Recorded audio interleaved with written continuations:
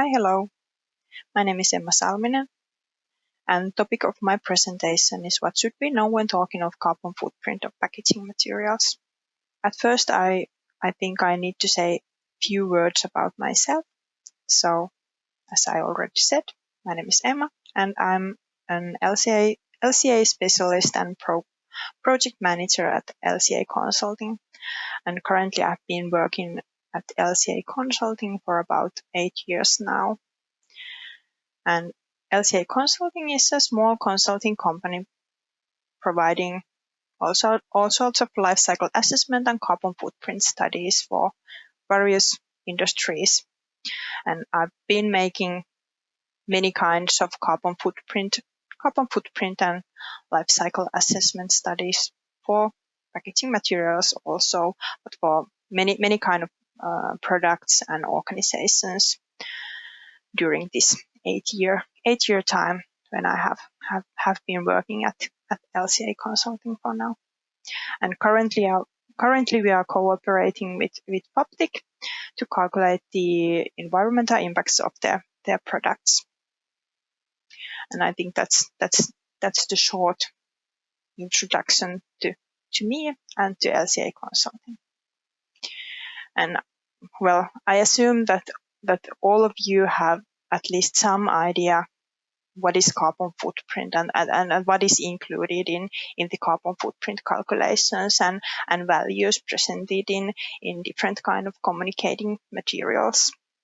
But in my presentation, I have some slides to define what actually should be included in the carbon footprint calculations and what are usually included, or what are the differences between different kind of carbon footprint studies and values, since there could be quite a bit range in carbon footprint studies, since there are multiple standards that could be obeyed and different kind of use purposes of carbon footprint studies. Not all are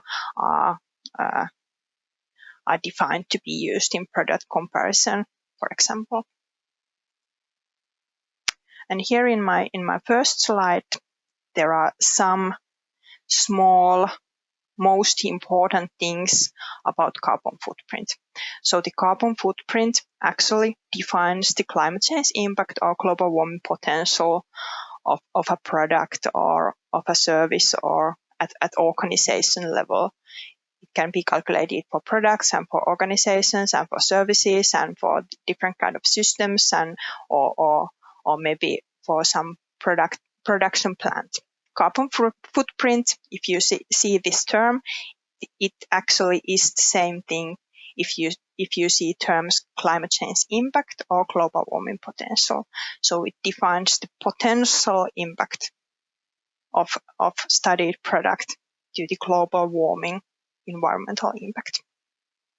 It is caused by greenhouse gas emissions, not only carbon dioxide, as it usually may be thought that it only defines the carbon dioxide emissions, but it should include all the greenhouse gas emissions, which all have different kind of power to global warming impact.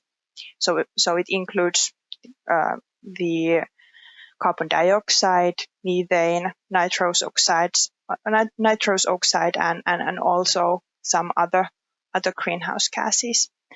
And the greenhouse gases are actually, in many cases, they are due to fossil fuel combustion or due to some chemical reactions in different kind of manufacturing processes. So the greenhouse gas emissions might be originating due to fossil emissions or due to combustion of biogenic materials also, even though usually the fossil-based emissions are calculated in carbon footprint values. But also it includes the land use change related impacts to global warming potential.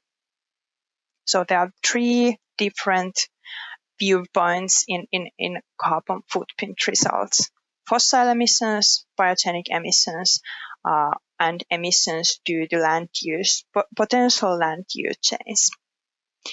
And the carbon footprint values can be calculated for 1 kilogram of certain product, or maybe per one product. In some cases, they are calculated for organization level, so carbon footprint of some certain organization during one operation year, or maybe in some cases also the function of the product is included in the so-called functional unit that defines for which viewpoint the carbon footprint result is calculated for. I think these are the most important things when one is assessing what is actually included in my carbon footprint result. Does it include only the fossil-based emissions? Does it include also the biogenic emissions? Or does it include also the direct land use change impacts? In some cases, those three viewpoints combined are defined as a total carbon footprint or total climate change impact. Some other things that are very important in terms of carbon footprint calculation is what is the system boundary of the study. Actually, in the right hand side corner, upper corner here, it is there's a figure of fossil emissions and biogenic emissions and direct land use change related emissions, and this is the first thing one should check what is included in the carbon footprint value. But the other very important viewpoint is what is actually the system boundary of the carbon footprint study. Does it include the whole life cycle from cradle to grave, or does it include only the operations of cradle to gate? So the use phase and the end of life treatment stages of the product are not included in the defined carbon footprint value. Or in some cases, also the system boundary may be gate to gate. So, well, that is not that common system boundary setup. So it may include all the operations at the production site, but also the operations of purchased electricity and steam.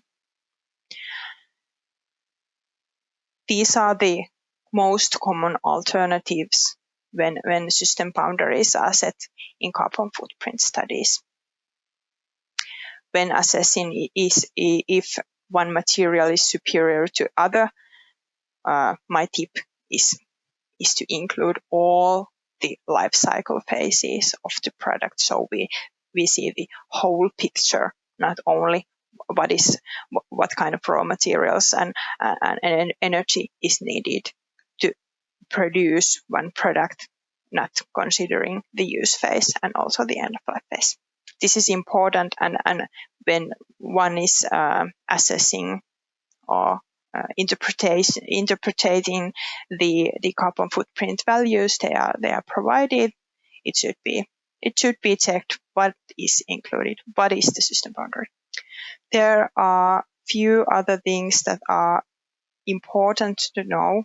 There are different kind of communicating routes for carbon footprint results. There might be some environmental labels, so the carbon footprint figure in which the actual value of carbon footprint is presented, or carbon footprint results may be communicated on environmental product declarations, in which also other environmental impacts are also presented, such as acidification or eutrophication or fossil fuel consumption and so on.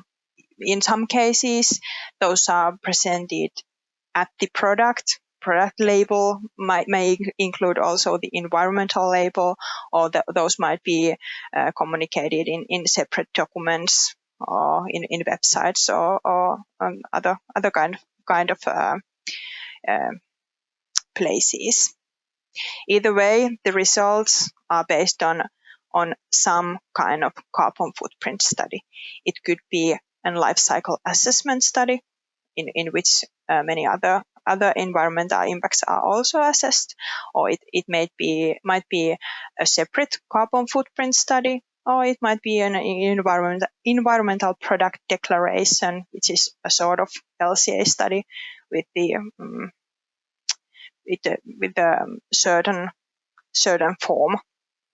certain presentation form. Or maybe some of you may have been heard about PEF studies, so the product environmental footprint study, which is also one kind of LCA study. Or in thesis or own calculations or other kind of calculations, also the carbon footprint results may have been calculated. And those may or may not be based on certain standards, ISO standards. 14067 is a standard for carbon footprint calculations, and ISO standards 14040 or 14044 are the standards for life cycle assessment studies. In which the carbon footprint is one viewpoint among all other environmental impacts.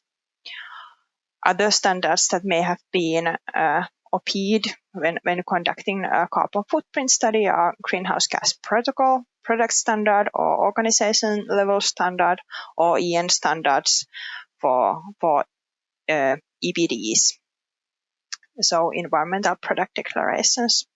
Or the British standard 2050 might be the guideline that has been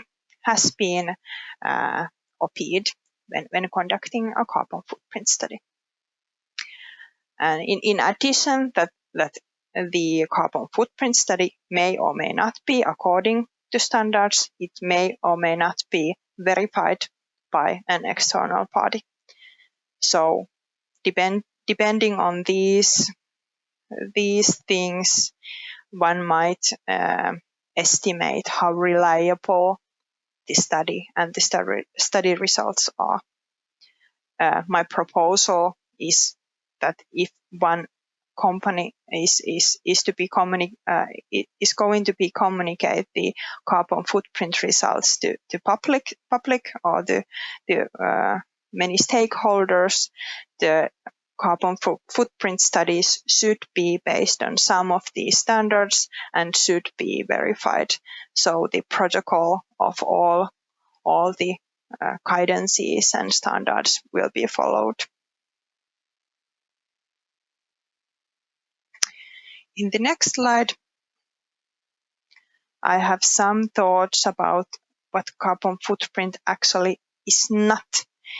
Carbon footprint value is not the same thing. It cannot be stated that if the carbon footprint is calculated, the product is environmental friendly. It just defines the value of one product to global warming potential. So it is not the only thing defining the environmental performance of the product. There are also many other important aspects, but carbon footprint is the most commonly assessed environmental impact. And actually, carbon footprint value itself, it does not tell anything about the recyclability of the product itself. It may take into account the recycling phase of the product. If the system boundary of the study is from cradle to grave, the whole life cycle is included. It may include the emissions of material recovery or material recycling, but it does not tell anything about the recyclability of the product. It should be stated otherwise, that this product can be recycled over and over again.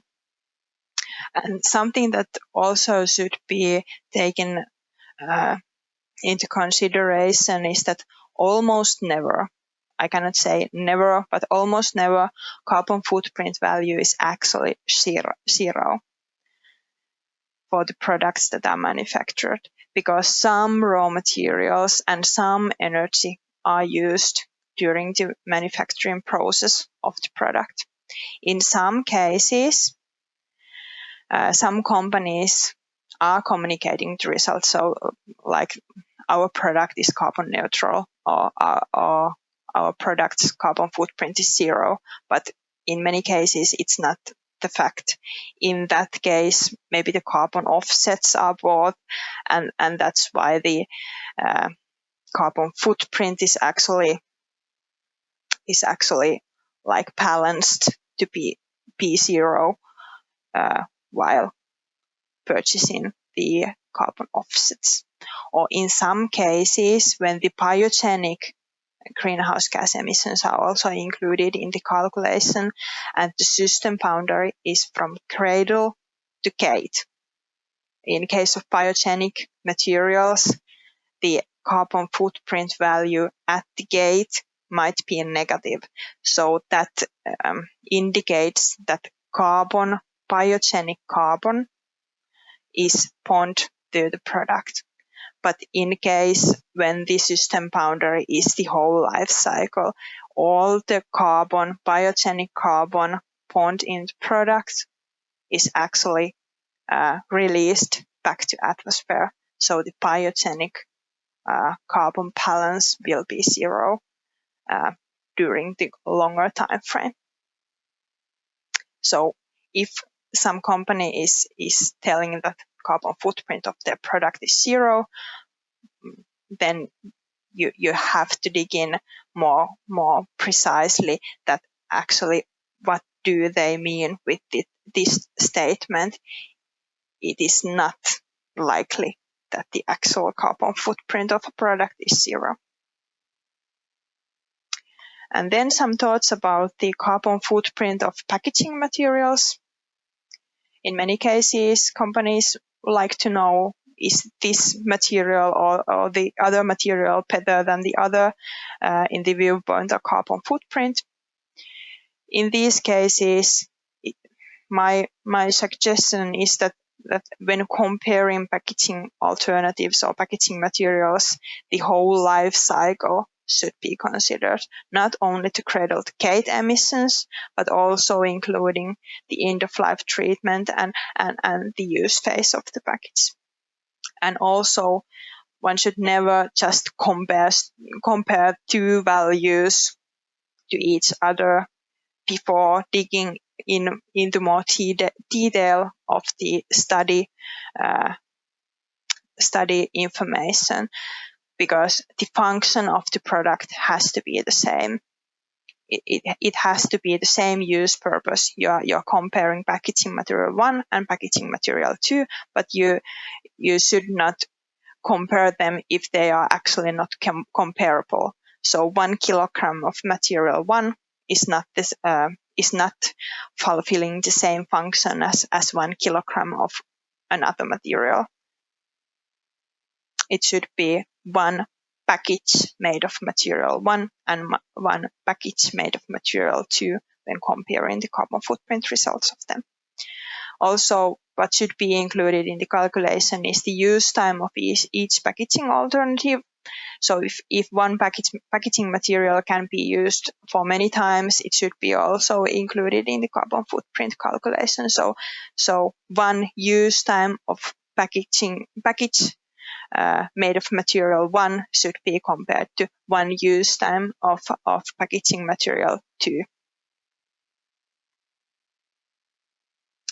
And as I already said, the system boundary of both studies when comparing materials should be the same. If the cradle to gate results are compared, then the results of other studies should also be with the same system boundary. And something that also should be considered that it is not only the actual supply chain or raw materials or emissions generated that are having impact on carbon footprint results, since there are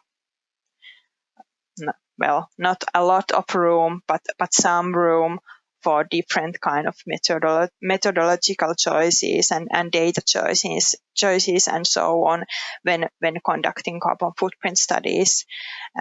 It should be considered that if the change or the difference between two materials is very, very low, it cannot be stated, at least very strongly, that one material is actually better than another material. And something that should be also considered is that carbon footprint is not the only environmental impact that matters. There are also some other environmental impacts that are important in terms of different kind of materials. And just to sum up this slide is carbon footprint and life cycle assessment studies. Not all of them are intended to be used in product comparison. They can be used for different kind of purposes, for internal purposes, to R&D purposes. Some of them are just to communicate the results of one product, not actually to be used in product comparison. And even though life cycle assessment has some limitations, it is the best possible so far tool to assess the environmental impacts of different kind of products. And if one is not conducting the carbon footprint or LCA study, it is easily to do some kind of wrong choices. If you don't know the values and don't understand what are the important life cycle phases or important raw materials, you cannot make some development acts that are based on actual facts or potential environmental impacts. One may thought that transportation phase is also always very important. Like, well, in many cases it actually is not. Or the material that is of biogenic material is always having a lower carbon footprint results. It is not that case. One should calculate the carbon footprint or environmental impacts of the product to make a fair product comparison. And something that is also important, that when conducting life cycle assessment or carbon footprint study, in addition to have the actual values that could be communicated or used in R&D purposes to get better product recipes and so on, it also increases the understanding.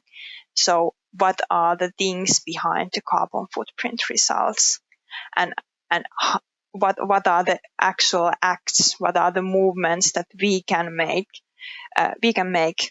to have a product with lower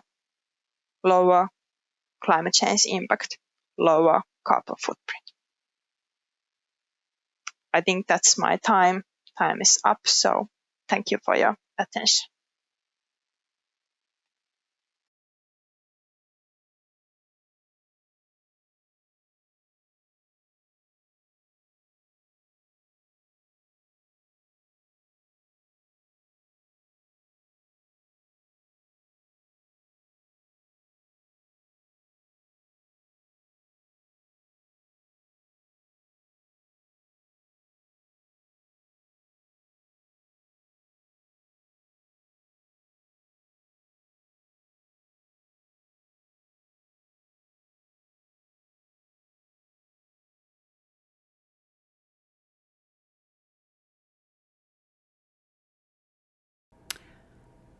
Thanks, Emma. It was such a good presentation about this very, very interesting topic.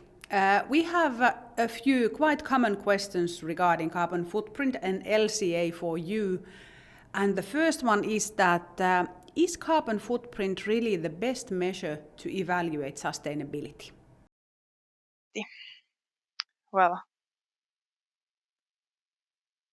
one cannot define what is the best measure to evaluate the sustainability. Sustainability cannot be based on one environmental impact. And actually, it's not only based on environmental impacts, but carbon footprint is one of the one of the most studied environmental impacts. And as we know, the climate change is the hot potato, is the very important topic right now globally. So I cannot say that carbon footprint is the best measure. It is one of the measures that should be considered when assessing or evaluating the sustainability of a product or of a organization. Our next question is that why carbon footprint is nowadays so popular? Good question. Since the global warming potential or the climate change is that important global environmental impact, and it is also quite well studied how these different kind of greenhouse gases are actually impacting the atmosphere. I think that is one of the reasons why it is so popular nowadays. We have some reliable information to assess the carbon footprint of different kind of products, and that is one reason why the carbon footprint is so popular nowadays. Yes, and the calculation methods are also evolving and developing all the time when we get more information of that. Very good, thanks. So Emma, do you see that carbon footprint calculations, are they reliable in your opinion? Well, hard questions, all of these. Many of the carbon footprint calculations are reliable, but there are many things that should be considered when assessing the carbon footprint of a product or at organization level that should be considered, and one should have a very good knowledge about the product system he or she is studying at the moment, so he or she understand all the important unit processes, so different kind of processes during the life cycle, and different kind of emissions that are generated due the energy production or due the raw material production or due the waste production. And one has to be very, very careful and very, very careful and not to double to calculate things double or to forget one thing. So my answer to this question is, many of them are reliable, and if the carbon footprint study is made according to ISO standards and it is verified, it should be reliable. And also the EPDs, environmental product declarations, should be reliable, and one should be able to think that the carbon footprint results presented in these kind of studies are reliable. So clear scoping and also preferably external verification, so they are good ways at least to a little bit ensure that carbon footprint is reliable. Very good. So Emma, what would you say, can you easily compare materials by the carbon footprint? Yes and no.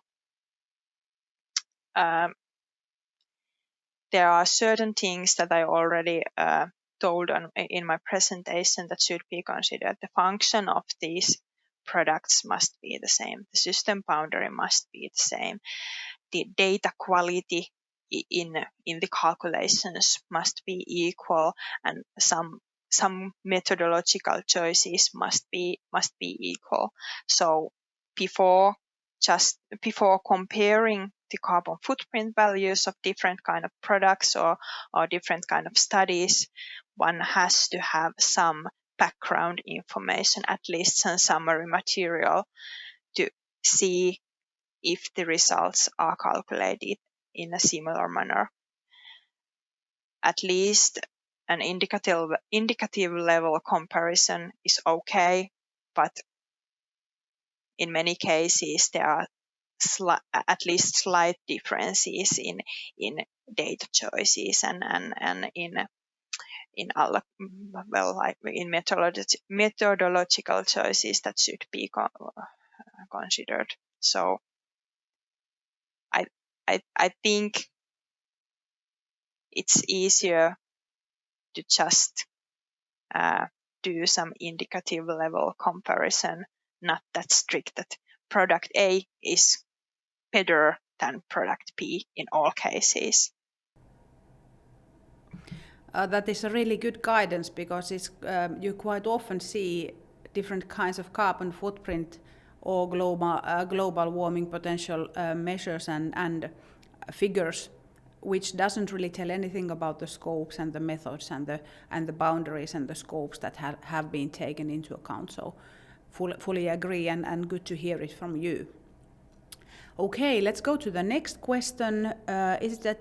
Does this all mean that carbon footprint should not be used as the only decision-making factor when evaluating sustainability? Yes, I think this is important thing. Carbon footprint is not the only important environmental impact, and for some certain product categories, the carbon footprint is actually not the most important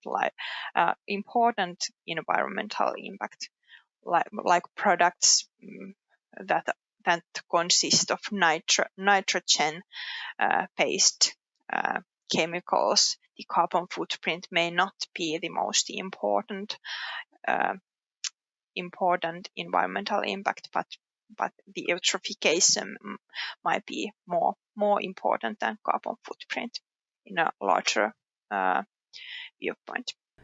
Okay, well, which are then the elements and changes that companies should do in order to get the carbon footprint better? Well, the less raw materials are used and less energy are used, the lower the carbon footprint is. And well, if one is using renewable energy, the carbon footprint is lower than compared to the one using only fossil-based energy.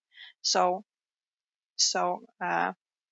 doing development acts to use lower amount of energy, lower amount of raw materials, having longer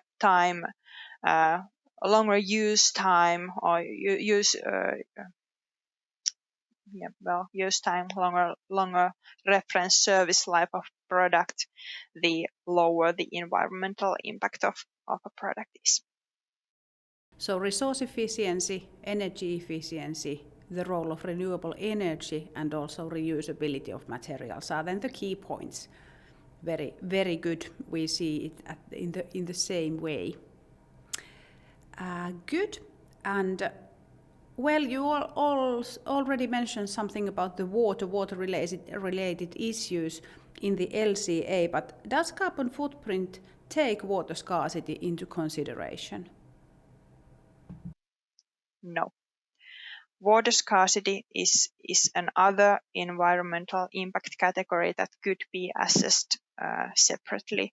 Or in LCA studies, water scarcity is in many cases it is assessed among other environmental impact categories. So water-related impacts are not considered in a carbon footprint results.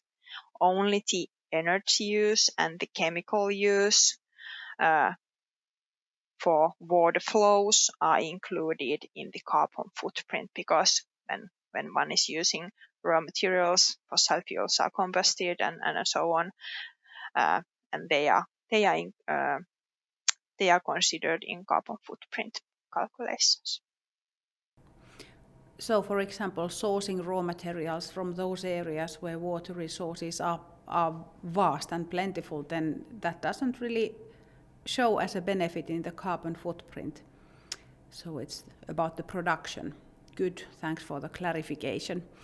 Our last question is that does carbon footprint take into consideration the potential for recyclability and reutilization of material? So this is then a question related to being fit to circular economy. The material recovery and reuse phase might be included in the calculation, so sort of it is included, but the carbon footprint value itself does not tell anything about the recyclability or reutilization of the material itself. The value has nothing to do with the recyclability of the material.